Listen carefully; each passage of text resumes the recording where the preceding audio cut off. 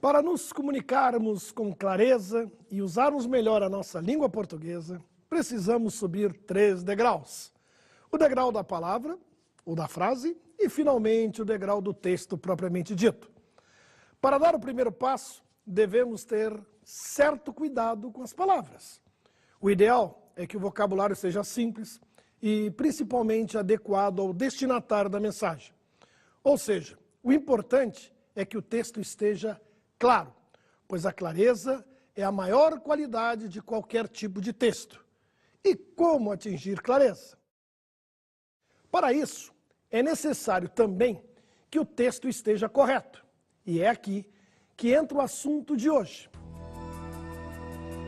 Precisão vocabular, que nada mais é do que a preocupação que devemos ter com as palavras, em conhecer o seu real significado.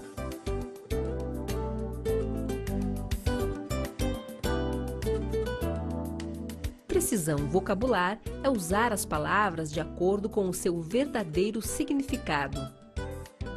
Se um texto bem escrito exige cuidados com o uso preciso das palavras, a nossa primeira preocupação passa a ser o que nós chamamos falsos sinônimos. Palavras que verdadeiramente não são sinônimas e que muita gente boa pensa que são. E pior, usam como se fossem sinônimas. Também merece cuidados o uso das chamadas palavras homônimas e parônimas. Vamos ver como o professor Evanildo Bechara define a homonímia em seus livros. Homonímia é a propriedade de duas ou mais formas inteiramente distintas pela significação ou função, terem a mesma estrutura fonológica e os mesmos fonemas dispostos na mesma ordem e subordinados ao mesmo tipo de acentuação. Como vemos, as palavras homônimas são aquelas que apresentam a mesma pronúncia, mas têm diferença na escrita. Isso acontece com os verbos taxar com X, que significa tributar, e taxar com CH, que significa rotular. Observe os exemplos. O produto será taxado pelo governo, com X. Ele foi taxado de corrupto, com CH. E para quem não lembra o que são palavras parônimas, vamos à definição. Palavras parônimas são aquelas que não chegam a ser iguais, são apenas parecidas, tanto no som quanto na escrita. O problema, de novo, é o significado. Agora, não adianta nada você saber apenas a definição de palavras homônimas ou parônimas. O que todos nós precisamos verdadeiramente saber é o significado de cada palavra. Vamos então tirar nossas dúvidas. Vamos ver alguns exemplos de falsos sinônimos. Pense bem, as palavras mesmo e igual são sinônimos? Na verdade, mesmo e igual não são sinônimos e muita gente não tem consciência disso. Mesmo é um só, igual é outro, são dois. Vamos dar um exemplo prático. Quando puder, vá até a cozinha de sua casa e coma um pão igual ao de ontem. E depois, se possível, coma em seguida o mesmo pão de ontem. Aquele que já estiver duro é o mesmo. Outro exemplo, talvez mais sério, ocorreu no Jornal do Brasil. Senado tem 12 milhões de reais para assistência médica de seus funcionários. A Câmara dos Deputados vai receber a mesma verba. Se fosse realmente a mesma verba, a Câmara e o Senado iriam dividir a tal verba de 12 milhões de reais. Seria uma verba só. Mas, na verdade, cada casa iria receber uma verba de 12 milhões de reais. Então não era a mesma verba, e sim uma verba igual, ou seja, eram duas verbas de mesmo valor. Eventualmente, as pessoas comentam que estão com o mesmo problema do ano passado. Isso está correto se o problema que existia no ano anterior ainda não foi resolvido. Ele permanece. Agora, se alguém está com um problema igual ao do ano passado, é porque estamos enfrentando um outro problema, com as mesmas características do anterior. Há outra dúvida recorrente em relação ao uso das palavras eventual, possível, provável e potencial. Ao contrário do que muita gente pensa, essas palavras não são sinônimas.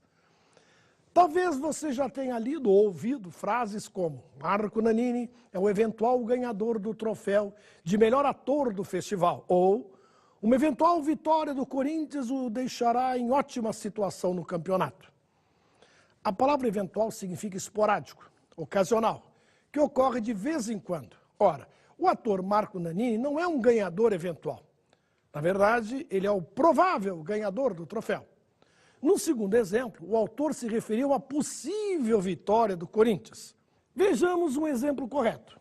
Os eventuais problemas econômicos não vão impedir que aquele país se associe ao Mercosul. Nesse caso, está correto utilizar o termo eventuais, pois os problemas relatados são esporádicos, isto é, ocorrem de vez em quando. É interessante observarmos também a diferença entre possível e provável. Possível, que pode acontecer, e provável é o que deve acontecer. Agora vejamos mais exemplos em que aparece alguma palavra usada inadequadamente. A alegria será contagiante com a eventual conquista do título. Nessa frase, o mais adequado é usarmos a palavra possível em vez de eventual, pois não se trata de uma conquista ocasional, e sim de uma conquista que realmente pode acontecer. Vamos pôr o possível aqui em lugar do nosso eventual. Agora sim, a alegria será contagiante com a eventual conquista do título. Não, com a possível conquista do título, ok? Vamos passar para uma outra frase. O time brasileiro é o eventual campeão desta temporada.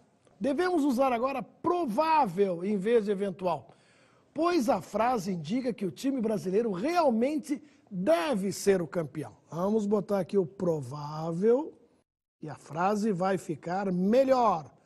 Veja lá, o time brasileiro é o provável campeão desta temporada. Observe agora outro tipo de inadequação. O grupo empresarial é um eventual candidato à compra da estatal. Nesse caso, a palavra eventual está mal usada. Devemos usar potencial, pois indica que o grupo empresarial pode vir a ser candidato à compra e não um candidato eventual, esporádico, ocasional. Vamos substituir, vamos botar aqui o nosso potencial. E aí a frase fica mais clara. O grupo empresarial é um potencial candidato à compra da estatal. Muitas pessoas acreditam que as palavras inúmeros e numerosos são sinônimos, mas infelizmente isso não passa de um equívoco. Creio que a maioria das pessoas usa a palavra inúmeros sem saber o seu real significado, que é incontáveis. Ao lermos a frase Pelé já fez inúmeros gols com a camisa do Santos, fico pensando, será que Pelé fez tantos gols que é impossível contá-los? Com certeza não. Deve ser um exagero, ignorância ou preguiça do repórter. Qualquer emissora de rádio tem seu banco de dados, capaz de nos dar essa informação com total precisão. Poderíamos dizer que Pelé já fez muitos gols com a camisa do Santos. O certo é reverter ou inverter a situação? O verbo reverter merece muito a nossa atenção. É um tal de reverter a vantagem para cá, reverter o placar para lá. Temos ainda os famosos reverter o quadro político, reverter a atual situação. Já ouvi coisas do tipo reverter a aposta. Primeiro, é importante lembrar o sentido original do verbo reverter, que é voltar ao ponto anterior. Não devemos, portanto, confundi-lo com os verbos verter e inverter. Temos de respeitar o prefixo re, de repetição, volta, regresso. Os médicos usam corretamente o verbo reverter quando falam em reverter o quadro clínico, ou seja, voltar à situação primitiva. Se está doente, volta a ficar são. Portanto, reverter a situação significa verdadeiramente voltar à situação anterior. Se não houver a ideia de volta, é caso de mudar, modificar ou alterar a situação. É frequente o uso do verbo reverter fora do seu sentido original. Reverter o quadro político significa voltar ao quadro primitivo. Se não houver a ideia de retorno, não é caso para reverter. O que se quer dizer, muitas vezes, é apenas mudar ou alterar o quadro político. No caso de reverter a vantagem, o que a maioria quer dizer é tirar a vantagem. No caso de reverter o placar, o mais adequado é inverter o placar. Na verdade, inverter o resultado.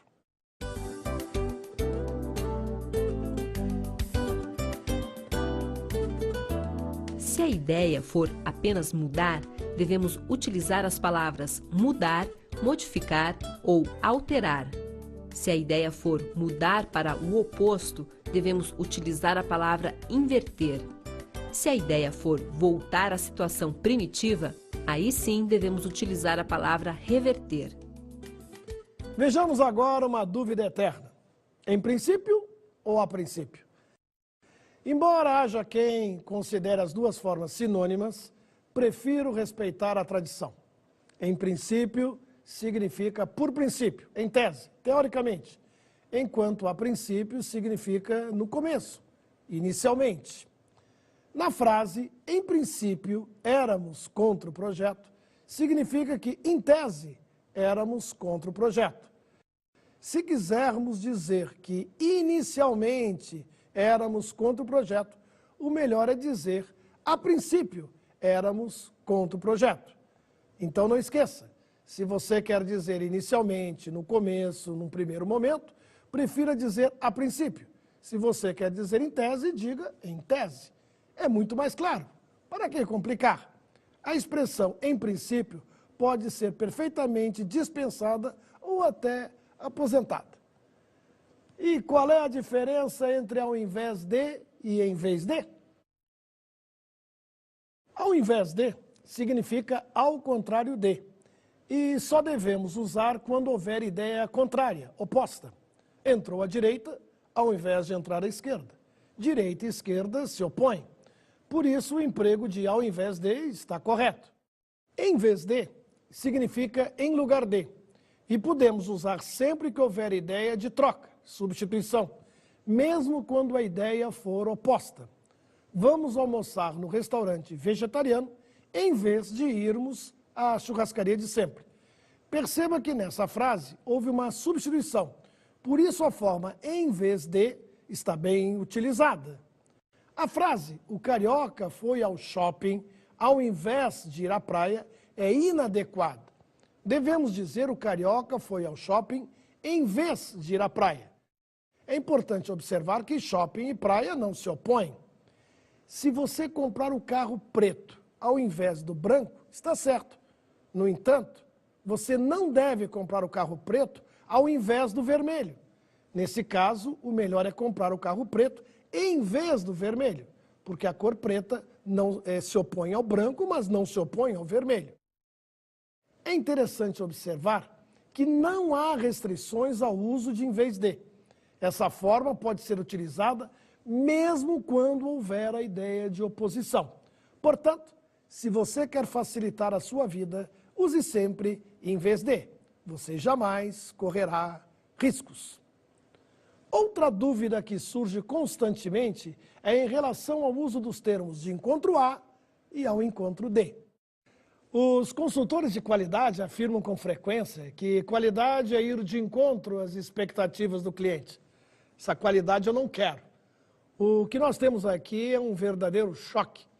Ir de encontro a significa ir contra as expectativas do cliente. Nesse caso, o certo é qualidade é ir ao encontro das expectativas do cliente, ou seja, ir a favor, estar de acordo, atender às expectativas do cliente. De encontro a é ir contra, ao encontro de é ir a favor. Vejamos agora algumas dúvidas com as palavras homônimas. Um dos equívocos mais recorrentes ocorre com as palavras concerto com S e concerto com C. Vamos ver um tirateima a respeito deste assunto.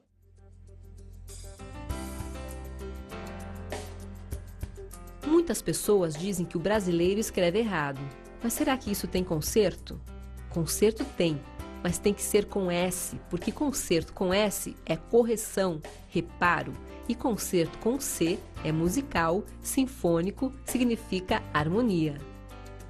Encontramos nas ruas algumas plaquinhas do tipo: consertam-se sapatos, consertam-se bicicletas, com C, que absurdamente significa uma sinfonia de bicicletas, uma orquestra de sapatos. Concerto com C é musical. O certo, portanto, é consertam-se sapatos e consertam-se bicicletas, com S. Agora que você aprendeu que concerto reparo é com S e concerto musical com C, que significa harmonia, me responda, uma pessoa que fica desconcertada diante de um comentário, fica desconcertada com S ou com C? Acertou quem pensou e disse letra C. É isso mesmo, desconcertada é a pessoa que fica fora de equilíbrio, fora de harmonia. Por isso, desconcertado é com C. Outra confusão frequente ocorre com os verbos cozer com Z e cozer com S. O macete aqui é o seguinte: se você cozinha com Z, se a cozinha se escreve com Z, cozer de cozinhar também se escreve com Z. Portanto, cozer com S significa costurar. Também merece cuidado o famoso caso da palavra sessão, com S e dois S no meio. Há quem confunda com sessão, com C cedilha no meio, ou ainda com sessão, com C no início e dois S no meio. Se houver qualquer tipo de reunião, é sessão com S e dois S. Sessão de cinema, sessão da Câmara dos Deputados, sessão plenária, sessão do júri. É uma verdadeira reunião de S's. São três, um no início e dois no meio. Sessão. Se você se referir a um departamento, setor, área, divisão, devemos escrever com S e C cedilha no meio.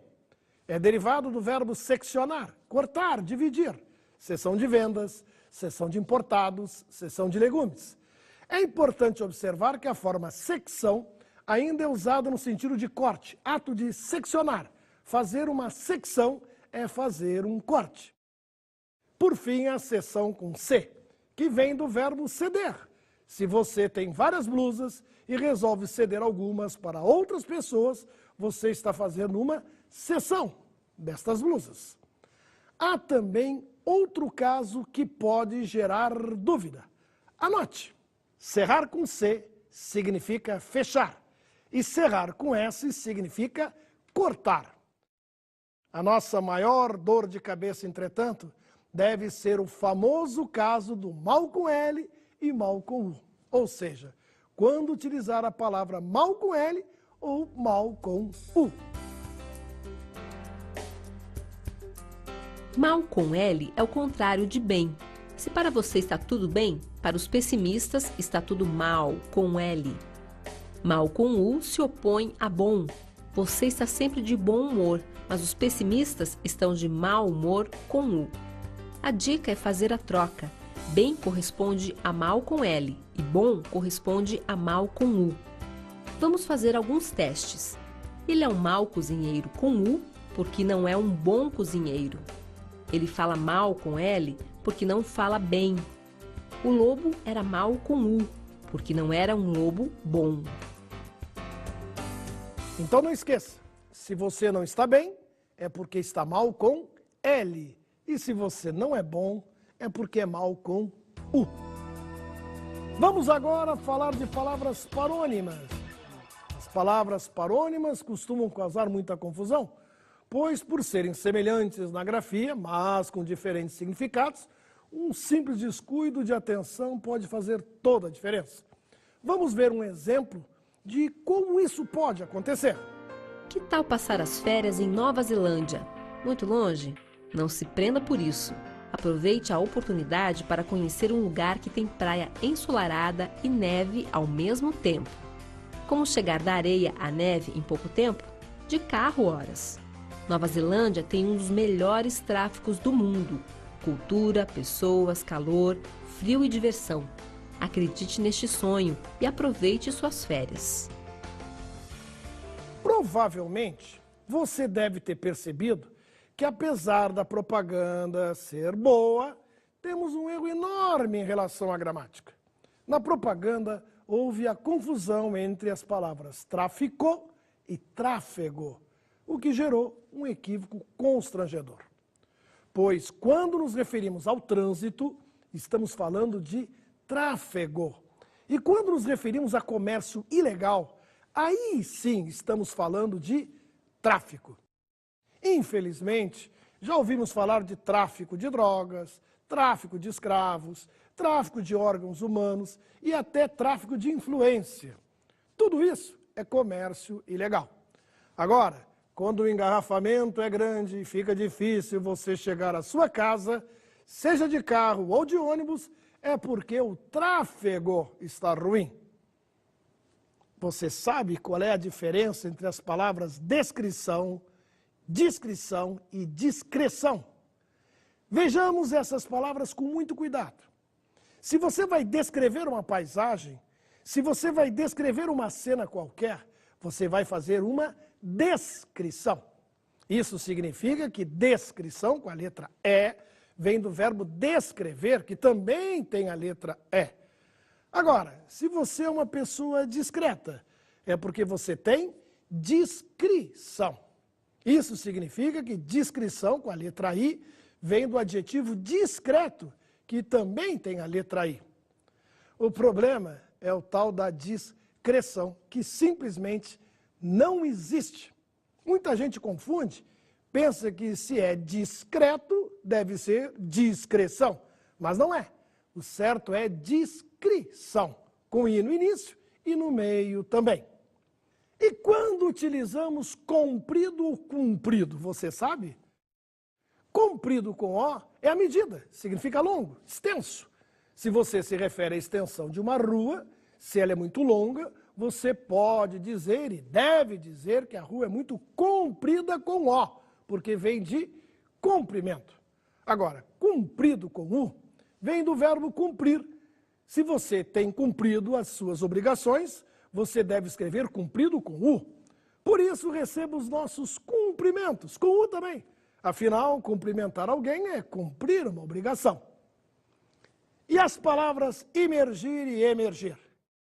Será que as usamos corretamente no nosso dia a dia? Novamente, temos um caso em que uma letrinha faz a diferença. A palavra imergir significa para dentro. O prefixo i dá a ideia de interior, para dentro. Quando falamos banho de imersão, é dentro d'água. Já a palavra emergir significa para fora, justamente o contrário de imergir. O prefixo e dá a ideia de exterior, movimento para fora. Quando o submarino vem à tona, ele está emergindo. A famosa sociedade emergente é aquela que está surgindo, aparecendo. Já ouvi muitas dúvidas sobre quando devemos usar as palavras fuzil e fusível corretamente. Bem, vamos por partes. Primeiro é bom lembrarmos que fusível se escreve com S e fuzil se escreve com Z. Quando falta luz, a causa pode ser a queima de um fusível. Essa história de que faltou luz porque queimou o fuzil está errada. Fuzil é o nome de uma arma. Portanto, se está faltando luz, é porque queimou o fusível. É importante também lembrar o plural. O plural de fusível é fusíveis e o plural de fuzil é fuzis. Se a polícia apreendeu algumas armas, ela fez a apreensão de muitos fuzis. Mas se está faltando luz, não foram os fuzis que queimaram, e sim os fusíveis.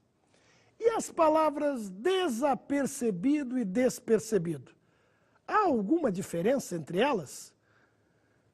Ouvimos frequentemente frases como muitos detalhes passaram desapercebidos. O mais adequado é dizer muitos detalhes passaram despercebidos. A palavra desapercebido não significa, como muitos imaginam, aquilo que não foi percebido, notado, observado.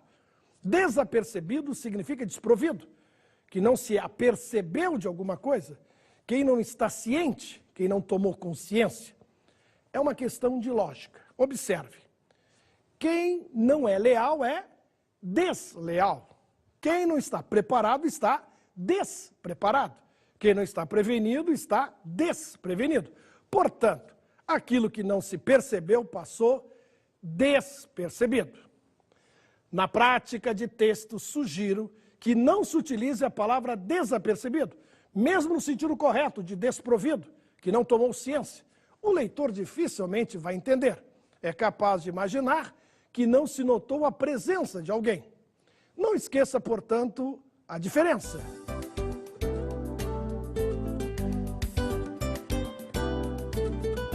A palavra despercebido, não percebido, é derivada do verbo perceber, notar, observar. E a palavra desapercebido, não apercebido, é derivada do verbo aperceber-se, tomar ciência, prover-se. O mais importante é você não esquecer que para aquilo que não se percebeu, o correto é despercebido. O último caso da aula de hoje é sobre a famosa dúvida de quando utilizar as palavras ratificar e retificar. Com certa frequência, muitas pessoas dizem que irão ratificar os erros de um relatório.